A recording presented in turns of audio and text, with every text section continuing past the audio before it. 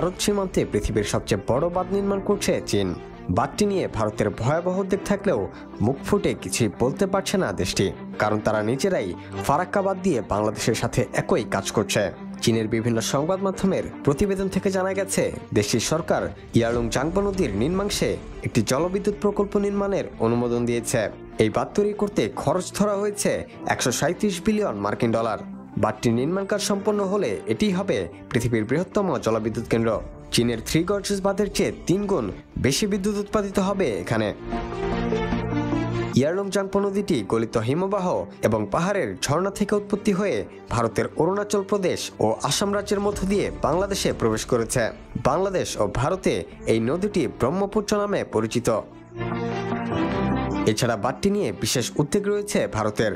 তাদের মতে বাঁধটিকে চীন ওয়াটার বোম হিসেবে ব্যবহার করতে পারে, যেমনটি তারা ফারাক্কাকে বাংলাদেশের বিপক্ষে ব্যবহার করে।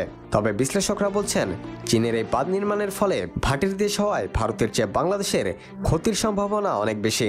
ভারত ইতোমধ্যেই নদীটিতে 4টি বাঁধ দিয়ে রেখেছে, তাই শুকনো মৌসুমে বাংলাদেশের জন্য পানির সংকট আরও প্রবল হতে পারে।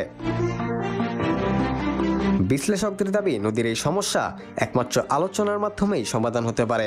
নদীর প্রবাহ এবং রিয়েল টাইম ডেটা আদান প্রদানের মাধ্যমে পারস্পরিক সহযোগিতা বৃদ্ধি করা যেতে পারে।